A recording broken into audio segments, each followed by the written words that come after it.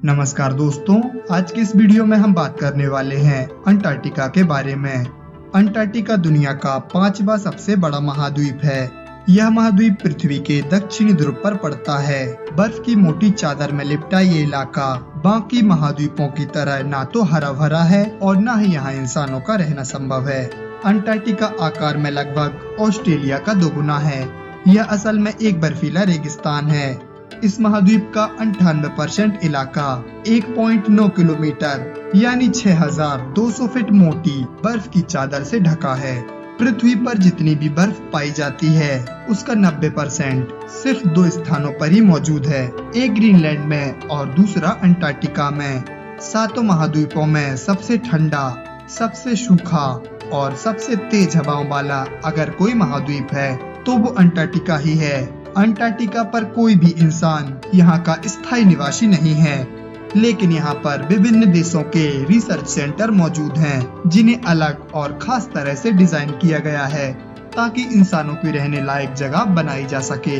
यहाँ पर भारत ने भी अब तक 3 रिसर्च सेंटर लगाए हैं, जिनमें से 2 अभी प्रचलित हैं।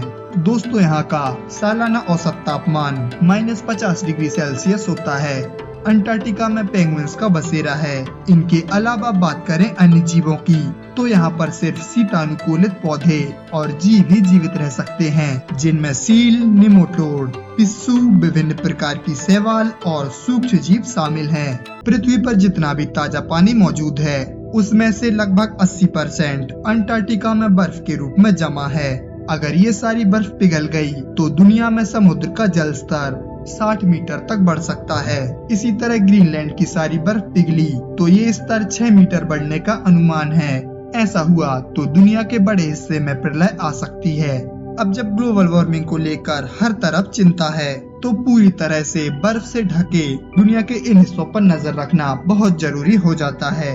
वहाँ तापमान बढ़ेगा तो बर्फ पिघलेगी और उसका असर सबसे ज्यादा हमारी दुनिया पर होगा। अमेरिका के national ice and snow data centre का कहना है कि अंटार्कटिका में जलवायु परिवर्तन का अभी ज्यादा असर देखने को नहीं मिलता है, लेकिन कुछ हिस्से ऐसे जरूर हैं जहां तापमान बढ़ रहा है। जैसे कि उत्तरी हिस्से में अंटार्कटिका प्रायद्वीप के तापमान में 1950 के मुकाबले 2.5 डिग्री सेल्सियस की वृद्धि हुई है। इसी तरह पश्चिमी हिस्से के कुछ तटीय इलाकों में अंदर के गर्म पानी की वजह से बर्फ की चादर प्रभावित हो रही है। कुल मिलाकर वैज्ञानिक कहते हैं कि अंटार्कटिका में बर्फ के पिघलने के कुछ संकेत मिलते हैं, लेकिन इसकी रफ्तार वैसी नहीं है जैसी ग्रीनलैंड में देखने को मिलती है। लेकिन चिंता लगातार बनी हुई है। धरती की जलवायु में आ रहे बदलावों को देखते हुए अंटार्कटिका पर रिसर्च बहुत जरूरी हो जाती है। लगभग 100 साल पहले यहाँ पर रिसर्च करने के लिए दुनिया भर में होड़ शुरू हुई। यहाँ पर लगभग 80 रिसर्च सेंटर हैं, जिनमें भारत समेत दुनिया भर के वैज्ञानिक रहते हैं और यहीं पर रिसर्च से संबंधित काम करते हैं। वैज्ञानिक बर्फ से ढके इस विशाल भूभाग के रहस्यों का पता लगाने की कोशिश कर रहे हैं। ब्रिटिश अंटार्कटिक सर्वे ने फरवरी 2021 में बताया कि उनके रिसर्च स्टेशन के पास एक विशाल हिमखंड अंटार्कटिका की बर्फ से टूटकर अलग हो गया। इसका आकार था 1270 वर्ग किलोमीटर, यानी इसका क्षेत्रफल दिल्ली के क्षेत्रफल से थोड़ा ही छोटा था। दोस्तों, अंटार्कटिका में हिमखंडों का टूटकर सागर में गिरना कोई नई बात नहीं है, लेकिन जलवायु परिवर्तन से ये प्रक्रिया तेज हो सकती है, जो कि दुनिया के लिए खतरे की घंटी हो सकती है। वैज्ञानिकों को चिंता है कि पेंगुइनों पर ग्लोबल वार्मिंग का असर सबसे ज्यादा देखने को मिलेगा, क्योंकि उन्हें बर्फ के इस प्लेटफॉर्म की जरूरत होती है। इस पर चढ़कर वे समुद्र में गोता लगाते हैं और खाना तलाशते हैं। पेंगुइनों को जनवरी के महीने में घोंसला बनाने के लिए तट के पास जमी बर्फ की जरूरत होती है। यही वो समय होता है जब पेंगुइन के बच्चे खुद शिकार करने के लिए बर्फीले पानी में उतरते हैं। इन पेंगुइनों का घर अंटार्कटिका के पश्चिमी तट पर अंटार्कटिका प्रायद्वीप है।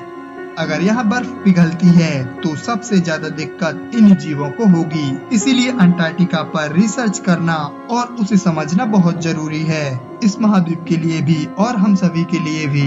अंटार्कटिका और ग्रीनलैंड में आज हमें जैसी बर्फ की मोटी चादर देखने को मिलती है, आखिरी हिमयुग के दौरान उत्तरी अमेरिका और स्कैंडिनेविया के इलाकों में भी बर्फ की ऐसी ही मोटी परत पाई जाती थी।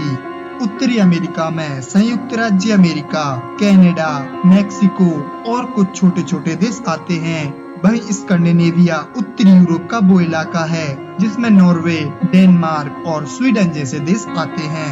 अब अगर हमारी धरती का तापमान यूं ही बढ़ता रहा तो एक दिन ऐसा भी आ सकता है जब अंटार्कटिका और ग्रीनलैंड में भी बर्फ की चादर गायब हो जाए। इसीलिए जलवायु परिवर्तन को रोकना बहुत जरूरी हो जाता है और इसीलिए जलवायु परिवर्तन को रोकने के लिए विभिन्न देशों की सरकारों और वैज्ञानिकों द्वारा किए जा रहे उपायों और सुझाए गए सुझावों पर हम सभी को मिलकर सहयोग करना चाहिए ताकि पर्यावरण को सुरक्षित और स्वस्थ बनाए रखा जा सके।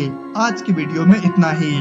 मिलेंगे अगले वीडियो में ऐसी ही कुछ नई जानकारी के साथ। ऐसे ही और वीडियोस देखने के लिए हमारे चैनल को सब्सक्राइब करें और वीडियो को लाइक व शेयर करें।